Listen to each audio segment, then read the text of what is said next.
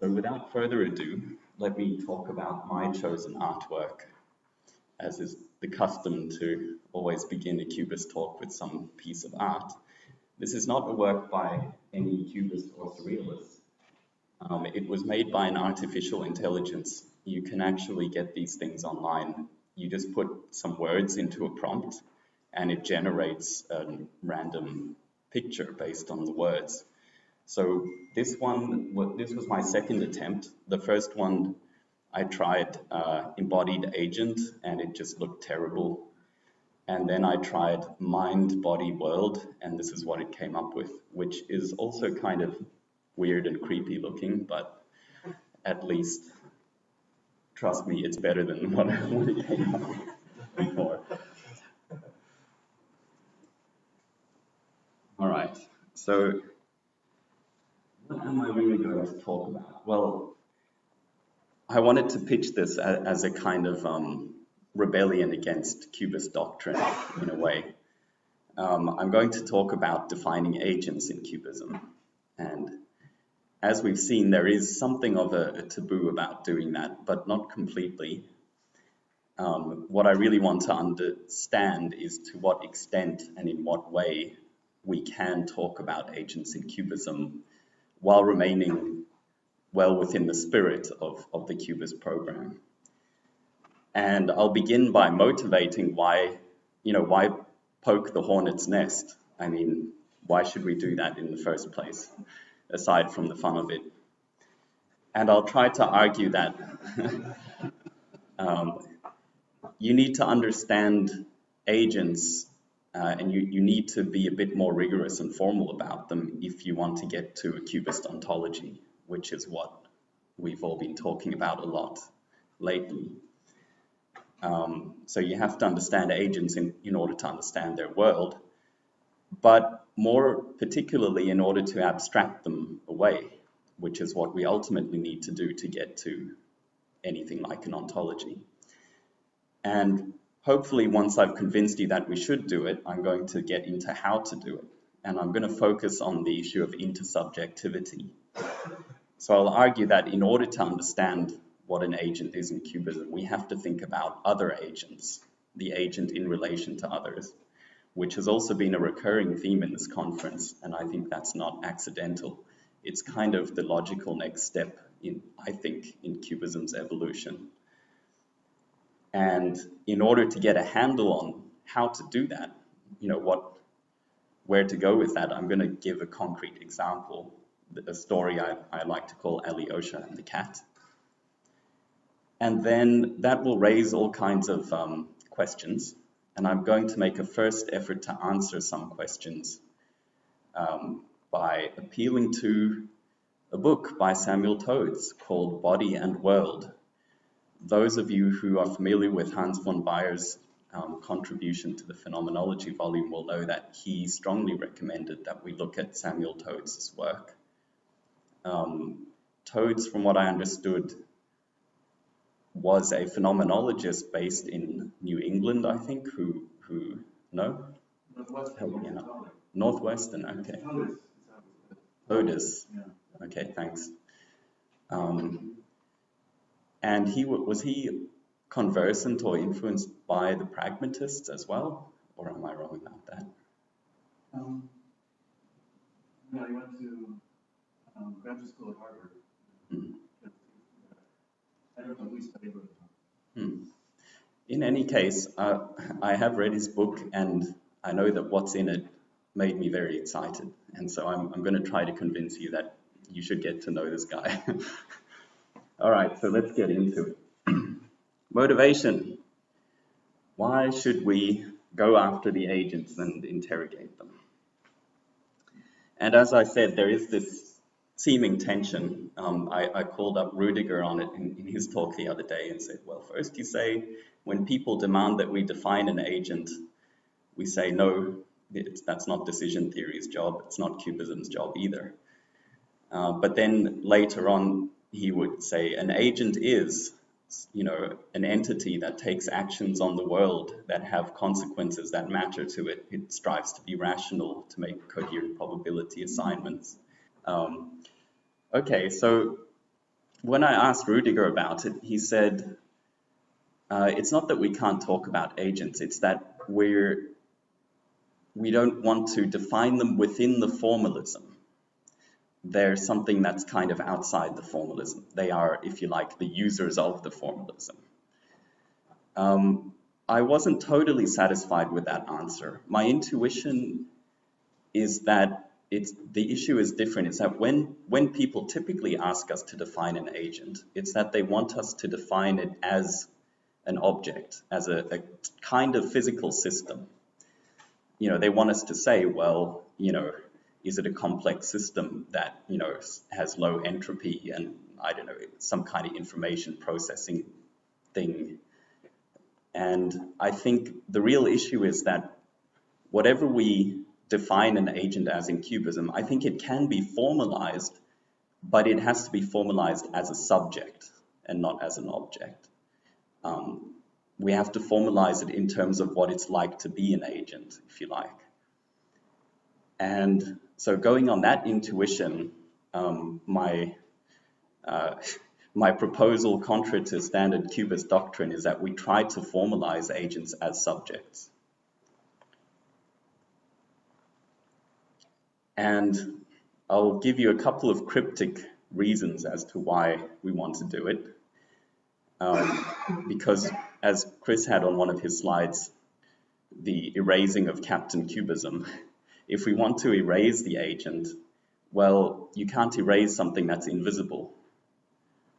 So we have to make him visible before we can erase him. And when we try to make him visible to find where the agent is and what they are, I believe we have to look at the place where cognition meets worldly becoming, which is the living body. So why does QBism usually argue that we don't have to define agents? Well, QBism's main thesis is that quantum mechanics is a normative addition to decision theory. And decision theory doesn't need to define its users. The way I put it in my paper on unobservable entities is that you do not need to be explicitly aware that you have opposable thumbs in order to use a hammer. You simply pick it up and start using it. This is why QBists are constantly frustrated by criticisms to the effect that they do not bother to carefully define what is an agent. Their reply is the same as the decision theorists. There's no need for such theorizing. Just try to use the hammer or try to use the tool or quantum theory. If you can use it, you're an agent of the relevant sort. Otherwise, you're not. And that has turned out to be very useful, the idea that quantum theory is a decision theory, because it dissolves many apparent paradoxes of quantum theory and leads to an interesting new avenue for deriving quantum theory from information theoretic principles based on the mathematics of Seeks and so on. And hopefully, the big hope is that it will illuminate the path towards an ontology of quantum theory via QBism. But this third point of the QBist program is actually a little bit in tension with regarding quantum theory as a decision theory. And that's because to get to the ontology side of the decision theory, we also need to go over to the agent side at the same time. And I'll try to convince you of that. So what's wrong with the following argument? Quantum theory as a decision theory is like a tool. So by examining the shape of that tool, we can deduce how the world must be in order to explain why that tool is useful. This is the usual QBist reasoning about how looking at the Born rule as a decision theoretic aid for agents to use in the world, from that structure of that rule, we might be able to infer something about the world. Just like by looking at the head of a hammer, you might say, well, this looks physically optimized for driving, sharp things into wood or something. Okay, that's somewhat plausible. Here's the way that Chris likes to put it in using the analogy of the euglena. He writes in Participatory Realism, any of us can use quantum theory, but only for ourselves. There's a little single-celled thing called a euglena that has a tail coming out of it. The tail arose from the evolutionary pressures, so that the euglena can move from environments where there are depleted nutrients to environments where there's an abundance of nutrients. It's a tool. Quantum mechanics is like the euglena's tail. It's something we evolved in 1925, and since then it's been shown to be such a good tool, we keep using it and we pass it on to our children. The tail is a single user tail. But we can look at the tail and ask things like, what might we learn about the environment by studying its structure? We might notice the tail is not completely circular, and that might tell us something about the viscosity of the medium it's traveling through. We might look at the ratio of the length of it to the width of it in various places, and that might tell us about features of the environment. So quantum mechanics is a single user theory, but by dissecting it, you can learn something about the world that all of us are immersed in. I really like that analogy, especially because it actually undermines Chris's point a little bit.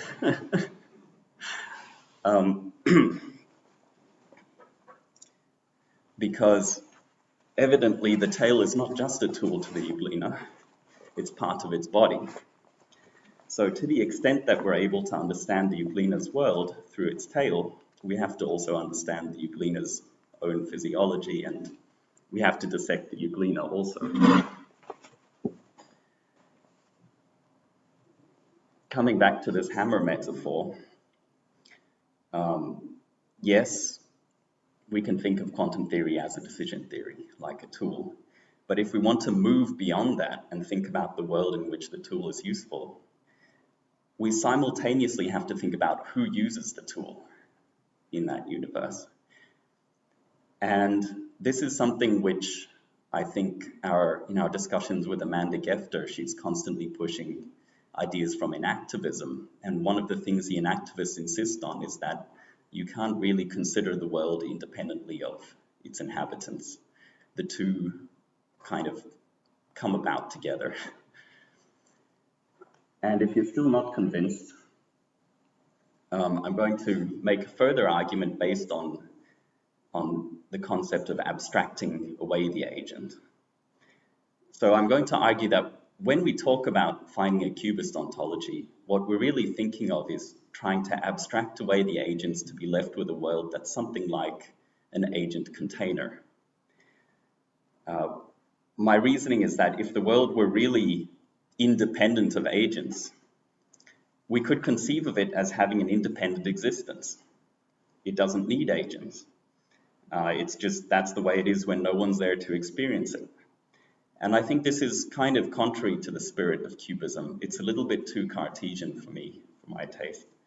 I think what QBism is really after is something closer to what Arthur Fine called a view from no one in particular. That is, we can't entirely get rid of this interdependence between world and agent in QBism. I really don't think we can, but maybe we can abstract away the agents to kind of distill the objective residue of their world. And when I talk about objectivity here, I'm thinking about it more in the sense of intersubjectivity or the world of an anonymous subject. There's a really nice book by Peter Gallison and Lorraine Daston called Objectivity. And one of their main theses in that book, studying the history of objectivity in science, is that objectivity is only defined in relation to some concept of the subject, because it's ultimately defined as the removal of the subjective elements. So you have to know what those are in order to remove them. These little pictures here, I'll just tell a story about. The top one there, that's a door handle in the Museum of the Institute of Moreira Salles in Rio. He was a wealthy banker and philanthropist lived in this big fancy house and had these door handles designed and molded to the shape of his hand, just for him. But afterwards, that house was turned into a museum and opened up to the public. And now anyone walks through there and looks at the beautiful artworks and things and grasps those same handles.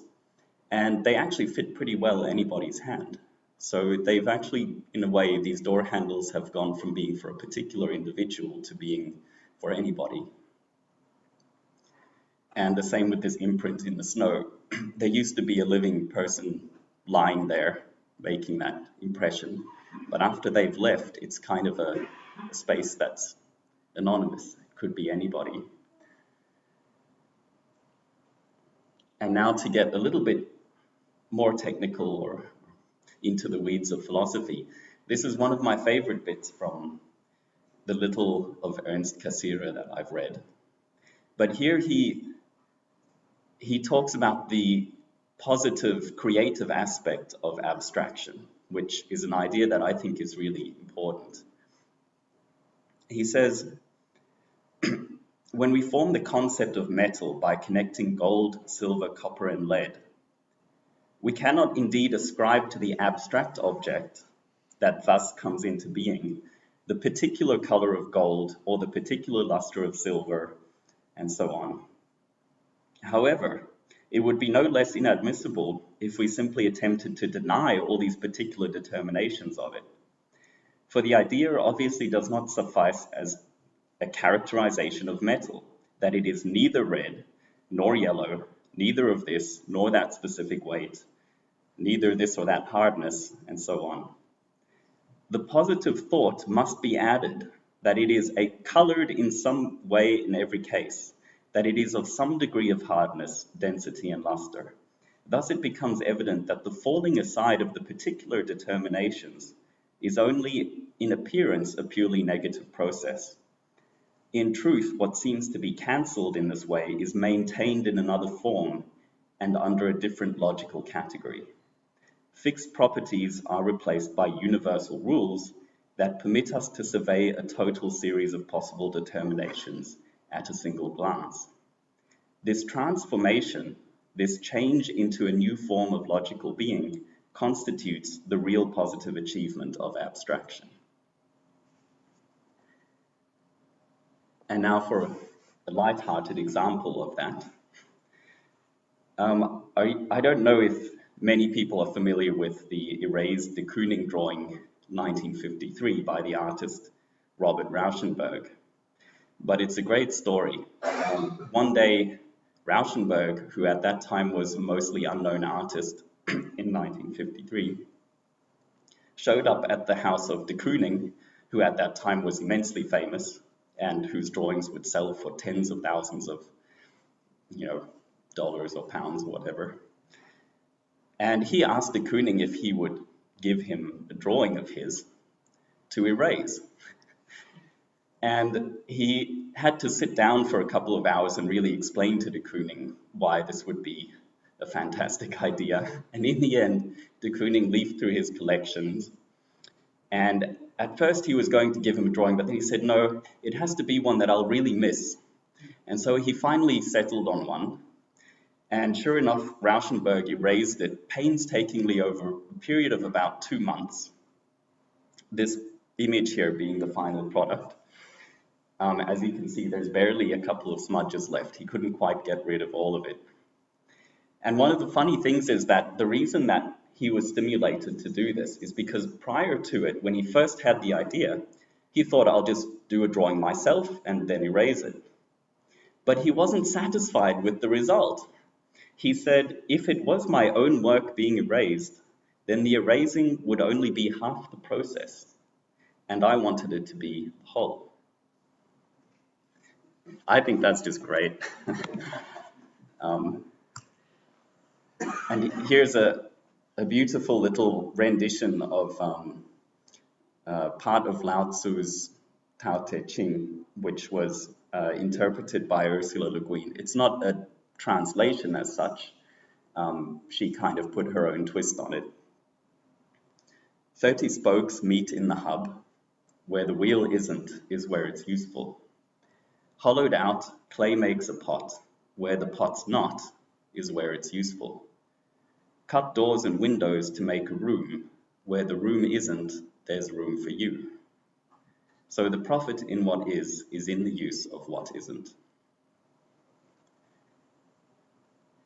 So after that tour de force of convincing you by poetry and art, rather than argument, I'll summarize that I think whatever has been abstracted away remains invisibly present. So if we're to remove agents from QBism by abstraction, we must first provide an abstract definition of them. And this doesn't amount to an objectification of the agent. So we're not trying to define a class of physical systems, as I said, but we want to characterize them in terms of what it's like subjectively to inhabit the world. And to perform this abstraction, we need to view the world as being kind of a container or placeholder for agency. I venture to use the phrase a field of real possibilities that can be actualized only when agents are in its midst.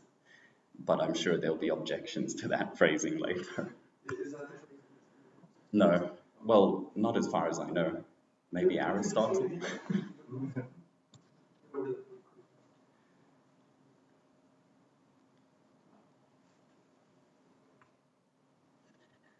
So let me try to explain why we need to think about intersubjectivity as part of this goal. If we want to abstract away the agent, we have to go from talking about the individual subject, somebody, to an anonymous subject, anybody, because that's what abstraction is about in this case. And the anybody refers to other subjects. So we need to understand the agent's relation to other agents. And so I think the fundamental dynamic of QBism, it's not just the agent and the world, but also the agent, the world, and the other agents. There's a third element. And Laura also pointed this out in her talk, and so did Ronnie, talking about the subject-subject relations in QBism. But once we start thinking about agent-agent relations, how do they connect with each other, as it were, certain problems show up to baffle us and confuse us, which might be why we tend to avoid this topic. Firstly, if agents are just hitching a ride on these elementary acts of fact creation, as Wheeler liked to call them, do the agents drive around alone, or can they hitch a ride together or carpool? In more technical terms, how does agent A know that it is participating in one and the same elementary event, act of fact creation, if you like, as some other agent B? And the two most obvious routes you could take put you into a kind of dilemma. The blue pill, you just say, well, this act of fact creation is a public fact creation. If it happens for me, then it happens for everybody. We have to reject that because of Bell's theorem. I mean, at least the QBist response to Bell's theorem is precisely to reject that horn of the dilemma. But then we seem forced to take the red pill and say, if it happens for me, it happens for only me. And I saw in Tina's talk, there was a quote from you, Chris, something like, William James was just wrong when he said that two agents could experience the same thing. And I remember I always really liked that bit about William James where he tries to argue that. But I agree that it's his account of it was not totally coherent. I didn't really buy it either. But I do want a third pill. What color would be? Purple, I guess. And so did Wheeler. Amanda Gefter found it in his journals, this really wonderful quote. How are acts of observer participancy fitted together? That's the central mystery. Is there any point partway between all and none on this issue? Each of us a private universe? Preposterous. Each of us see the same universe? Also preposterous. And when I asked Michel what he thought would be the next big obstacle to our phenomenology, QBism philosophy collaboration, in my mind, I was thinking this is what I would put as the next big obstacle. So let me try to get a handle on this question by talking about a concrete example of how two beings can share something like an experience. And from this concrete example, I'm going to try to extract certain lessons which will be our guiding principles to lead us forward. So Alyosha is a colleague of ours at UMass. I don't know if he's still there. No. But at the time when we were having chats, he once told me a story. I completely forget what the context was, but I love the story. That he was out walking one day and it started to rain very, very suddenly. And he was caught out in the open. And just out of sheer desperation, he took shelter under a dark, dingy bridge. And in this confined space, you know, in the smelly dark, his eyes gradually adjusted and he saw that he was not alone. There was a very sorry-looking cat huddled in the corner, evidently doing the same thing. And he said at that moment that he noticed the cat noticed him, and they kind of looked at each other. He imagined the cat had a similar hangdog expression as his own. And he felt that something passed between them, some sort of mutual recognition of their present predicament.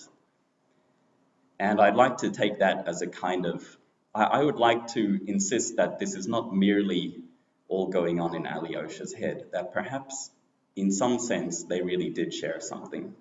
And if we make that postulate, where would it lead us?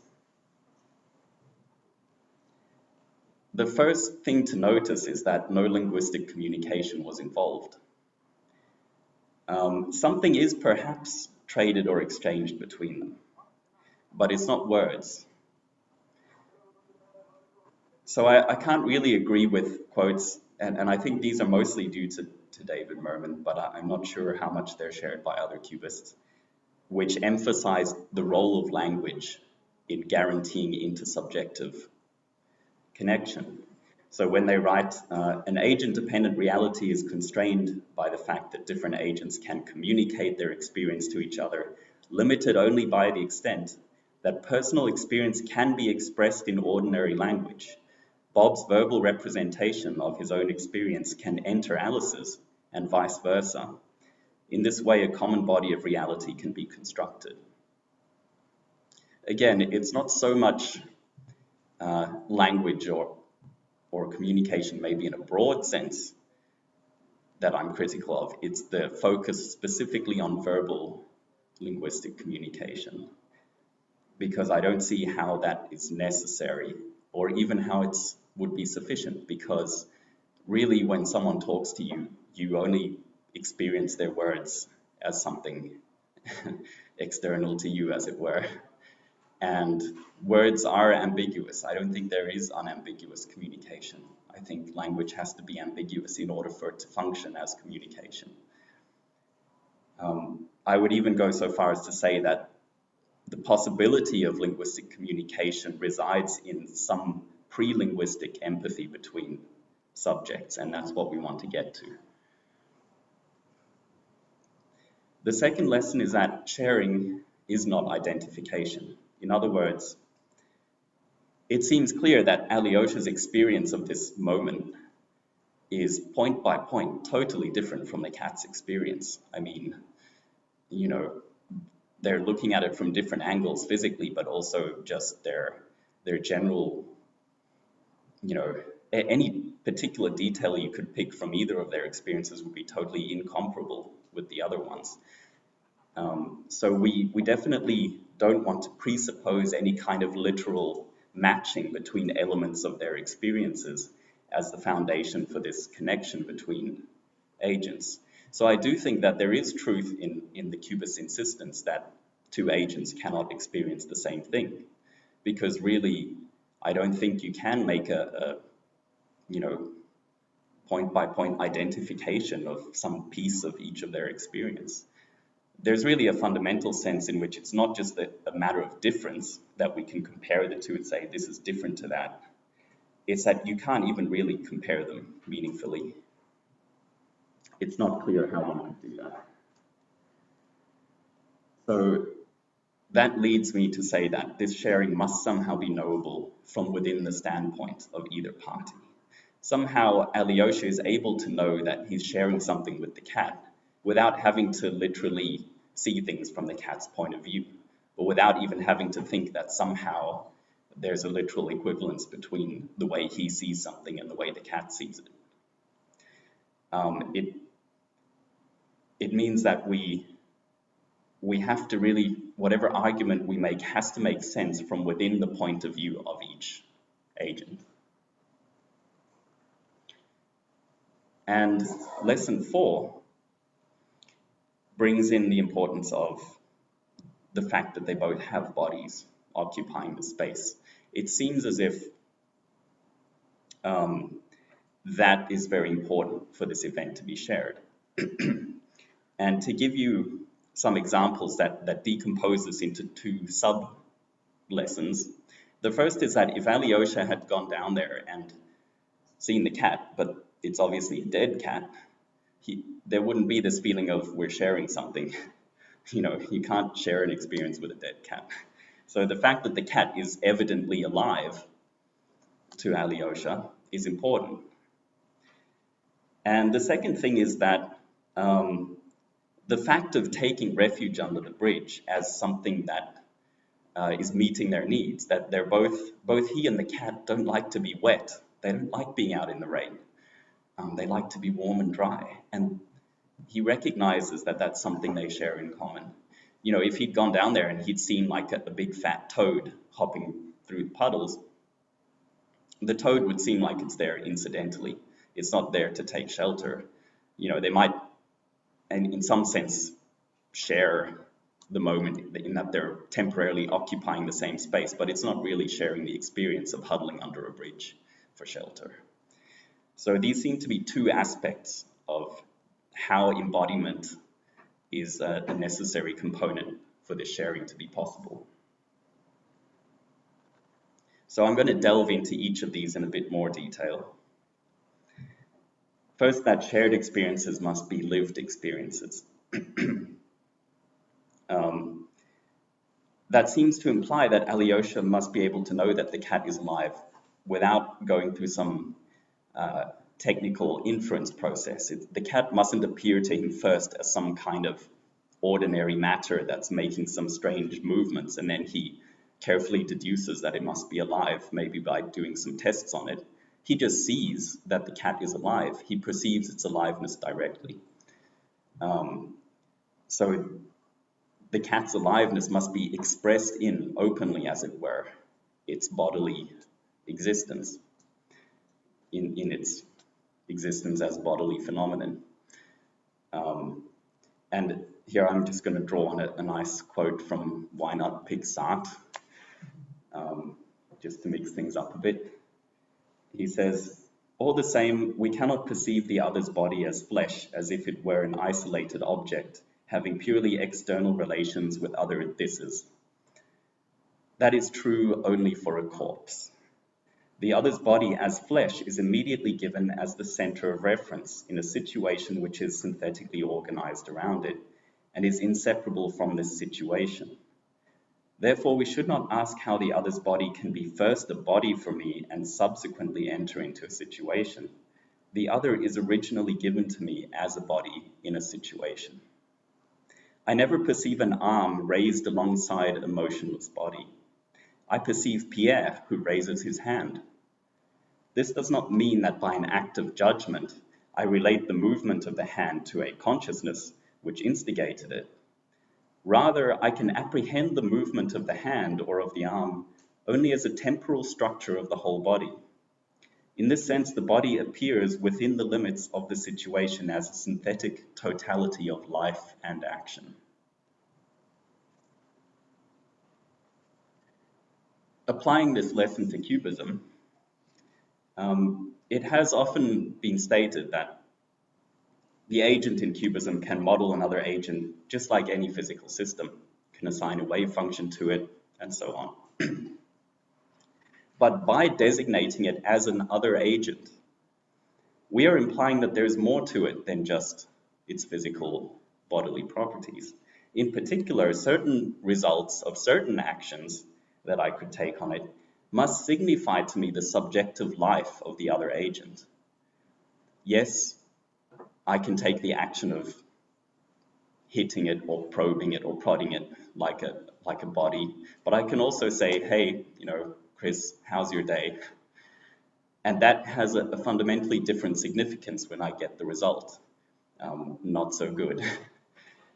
So actions taken on another agent fall into two categories. There's those for which the results represent the other's response as a physical object, like a doctor hitting your knee with that little hammer and it makes you go whoop. And those actions that represent the response of the other agent as a subject. And now to delve into the second aspect of the need for embodiment in sharing, that there's this notion of the two of you inhabiting the same abstract situation, that we're both seeking shelter under this bridge. And this seems to rest upon this idea that Alyosha realizes or somehow knows that he and the cat are both creatures of the same kind. Their bodies, their lives have the same needs. In this instance, the need to be warm and dry and be out of the rain. And this seems to suggest that in some sense they are exchangeable with any creature from this broad category.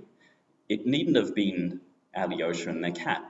It could have been a dog or I don't know what other creatures seek dryness, an ostrich, or I don't know. Any creature from this general category, by virtue of belonging to it, could share that experience. And I'm going to call this a corporal schema, foreshadowing that I'm hoping to borrow something from Merleau-Ponty's concept of the same name, which I will describe to you. In The Child's Relation with Others, one of Merleau-Ponty's lectures at the Sorbonne, he writes, "My body is not only known by internal sensations, but also by a corporeal schema. The conception that I have of my body is a system, a schema that carries the relationship to the position of my body in the ambient environment. Different sensory domains concerned with the perception of my body support certain relations. The body schema furnishes me in this way with a system of equivalences. If my body is no longer only known by a mass of strictly individual sensations, but as an object organized by relationship to its surroundings, the result is that the perception of my body can be transferred to the other, and the other's image can be immediately interpreted by my body schema." So I take this to imply that Alyosha's own embodiment gives him a sense of living in a certain structure that relates the way his body is as a worldly object to how it feels to him as a subject. And that this corporeal schema, which he instantiates in his own embodiment, can be abstracted. He can conceive of it abstractly. He can think, there are other bodies like mine that would fit this same schema. And in that way, he can see that he is exchangeable with the cat in this situation because they belong or share the same schema. This is me reading into Merleau-Ponty. I have no idea if this is what he really meant. You guys can help me out with that later. But having brought us to this important role of embodiment in sharing and intersubjectivity, I'd like to raise a couple of further issues which Stephen French brought up in his contribution to the Phenomenology volume, and see if by drawing on the idea of the body, and particularly an idea from Samuel Todes, if we can answer them. So if you take one thing away from this talk, by the way, please read this book. That's it. That's the main thing. Okay, so these are three more specific problems we can consider. Firstly, where is the agent's body in QBism? You know, we've talked about taking actions and getting responses, but how exactly does the body fit into that? And then using that, how do we conceive of the relation of the agent to other agents? And how do we conceive of their relation to things like apparatuses, which on the one hand, we say the agent uses it as an extension of themselves, but they're also evidently public objects that any agent can use. So going through these one at a time, firstly, where is the body in QBism? I think it was, I really liked in Florian's talk on the first day, he said something like, QBism gives us no reason to posit a body for the agent. I think it was him. That came up at some point and I thought, yeah, that's true. It's only when we start thinking about this issue of intersubjectivity that we're led to posit that the agent must have a body. Let's try to identify it in the fundamental QBist event, the taking of an action by an agent and the getting of a result, the experiencing of a result. And I'll remind you that the action is where the agent determines a range of possible experiences that it could have. And then the result is when one of those comes about. And usually we argue that, well, the agent doesn't control which result happens. They can control which action they take. That's a free-willed action. But it's, you know, they judge that it's the world that kicks back by choosing the result.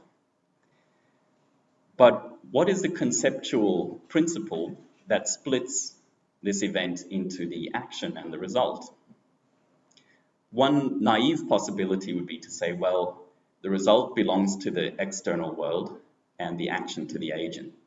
But if you look carefully, QBism always says the result is the experience of the agent. It's a subjective experience of the agent. It's not something that happens out there in the world as such. It's part of the subjective side of things. So both the action and the result, they belong to the subjective world of the agent, to what the agent feels and experiences as a subject. That's not to say that the result doesn't potentially come from the external world, but I'm just saying it is experienced as, you know, it is felt to the subject. So what else might we rely on? What about voluntary versus involuntary? This seems at first plausible, but I think it doesn't work because, sure, usually we think of, in the context of taking measurements, that it's a voluntary action and then the outcome is involuntary. But consider that, in fact, we often take involuntary actions on the world. We probably do it more than we realize. You know, we trip over things, we accidentally bump into people and so on. So there are involuntary actions. And it's also not clear that even though it's true that I don't quite control which outcome is realized, which result happens, I do kind of articulate or define or constrain the set of possible results. These results represent my expectations about what is possible in response to my actions. It's part of what Samuel Todes would call my poise as a body towards the world. I have certain habits, things that Todes would say, things that I know how to do. I'm kind of used to them such that I know what to expect when I do them. I know what are the set of things that could happen. And this means that even though, as I discussed with Laura the other day in this discussion about surprise, it's true that some of these anticipated responses might be unlikely and therefore surprising. They're still within what I anticipated. In this sense, the results are not totally involuntary. A truly involuntary result would be something that I did not even anticipate. It wouldn't be in the set of results. And that can happen too. So there can be truly involuntary results. These are not involuntary. So then what is it that grounds this split between action and result in QBism? I'm going to argue that we should borrow concepts from Todes. Todes talks about the bodily localization of an object and its determination. According to Toads, localization takes place by the development of habits and skills. That is, by the ability to respond effectively to anticipated things even before reaching them. When we have a wealth of experience, we have a large, well-ordered inventory of accessible objects of experience. In other words, it's our habitual poise in the world that makes us able to localize certain objects and interact with them in certain practiced ways.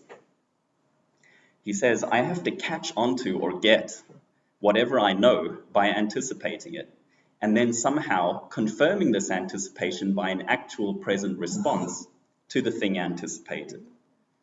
It is the terminal post-anticipatory response to the thing that enables me to know it, to fix it as certainly having a certain meaning, to put an end to the ambiguity of its merely anticipated, suspected character, finally to determine it, to give it a determination. And he gives the example of catching a baseball, that when the ball's just coming to you, you're focused on the ball, you've localized it in that you're pretty sure it is a baseball, you're pretty sure you know what it's going to feel like to grab it. But it's only when you actually grab it, grasp it, and it gives you that feeling of sitting there firmly in the hand, that it becomes finally determinate as that baseball that you anticipated that it was.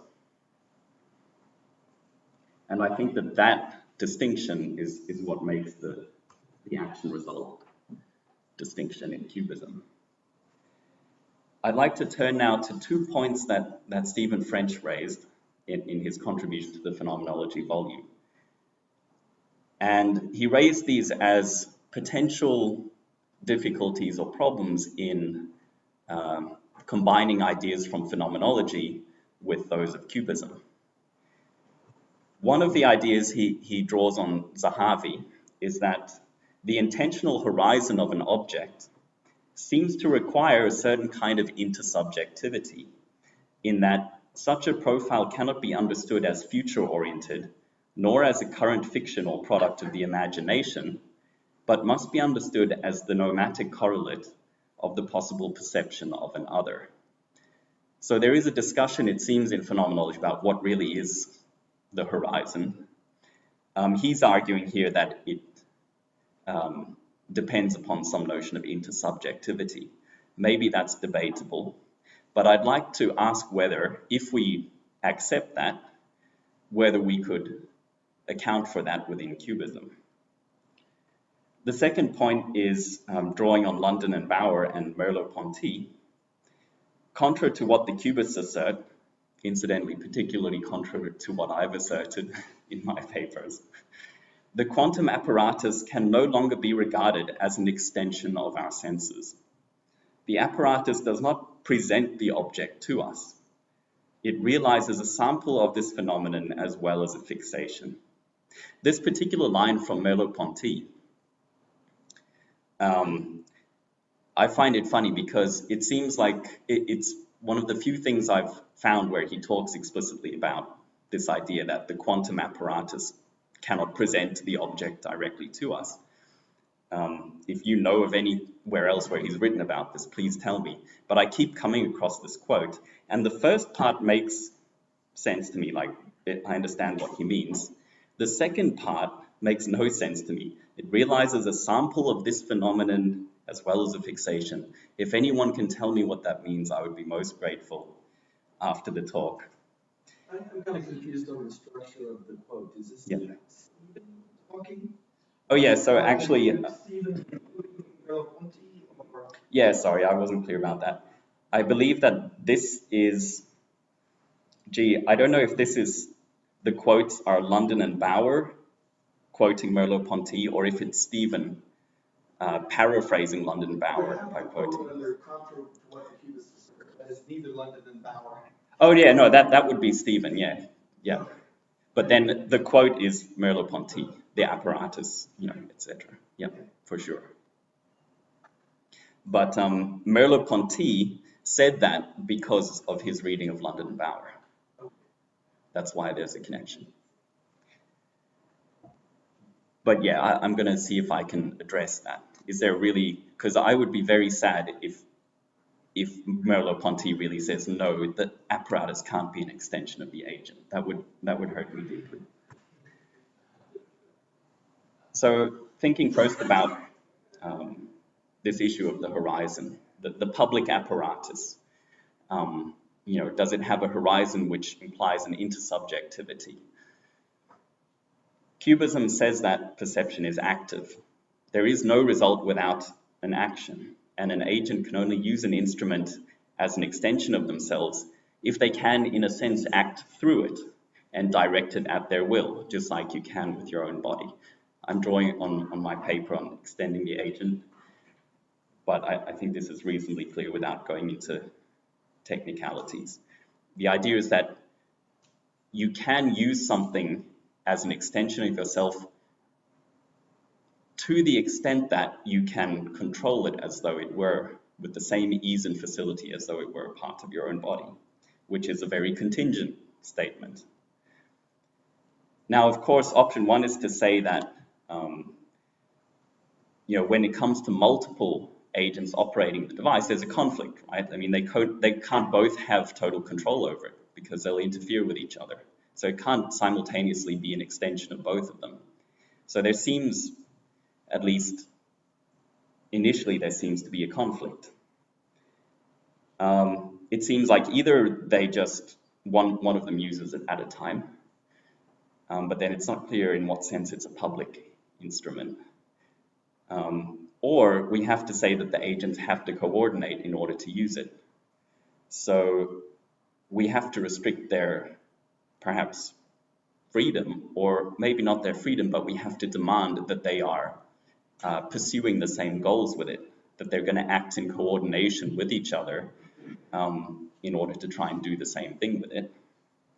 And maybe with that restriction on their aims and the ways in which they agree to work with the instrument, they can in fact simultaneously use it.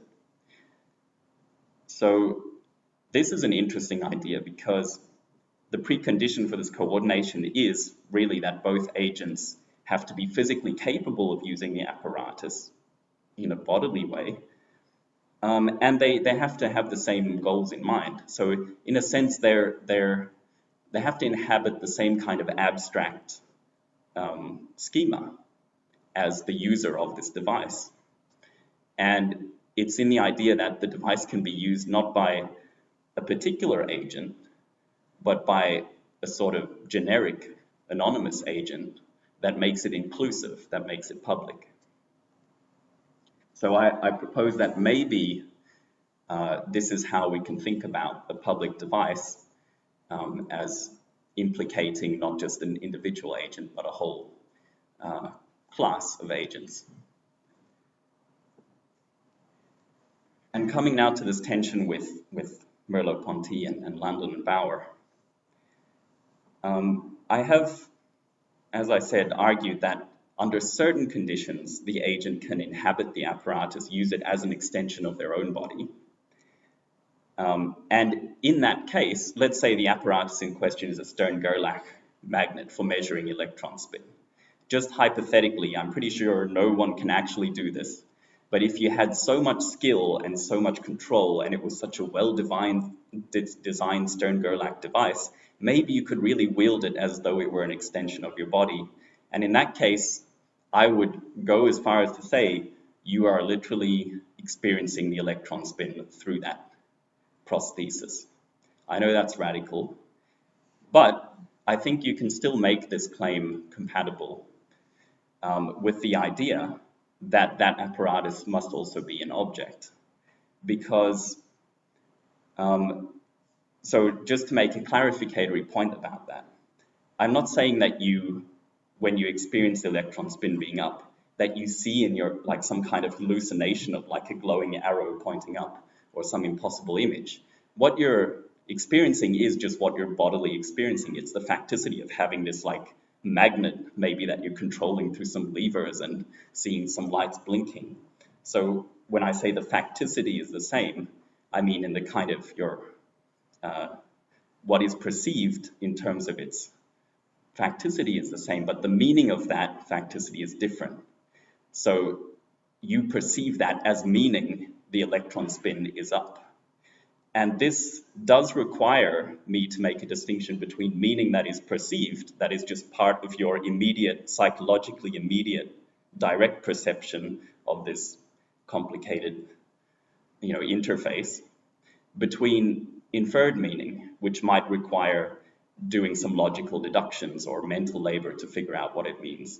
So maybe that's something we can have interesting discussions about afterwards.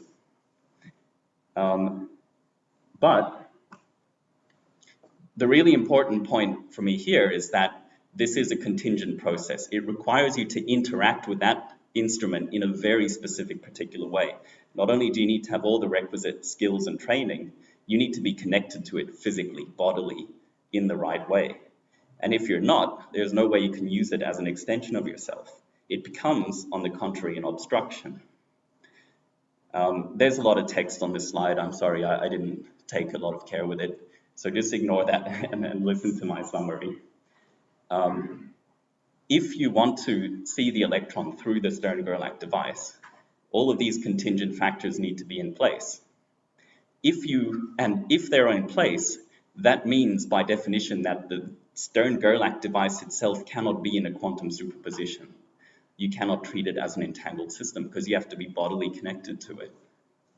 If you want to describe it as a quantum system, you need to do certain measurements on that Stern-Gerlach device that will preclude you from being connected to it in this synthetic way. In other words, you have to then place it as an obstacle, a barrier between yourself and the electron. To the extent that we can describe it as an object external to ourselves, we cannot see the electron through it anymore. And these are just different alternative modes of inhabiting this apparatus, which is totally an extension of the body. It's characteristic of the body in phenomenology that it can be both inhabited as a subject and taken as an object. But these are just different modes of perceiving it. And so that's why I don't necessarily see a conflict there. Merleau-Ponty, London, and Bauer, they were thinking of the apparatus as an object that could be in a superposition. But if you were to interact with it in a restricted way, you could also see through it as a subject. Maybe. Probably no one's ever done that. And that's it. I'll leave you with that. This is another AI-generated artwork. This one I think was just, I think this was Body and World, Toad's book, yeah. Thanks.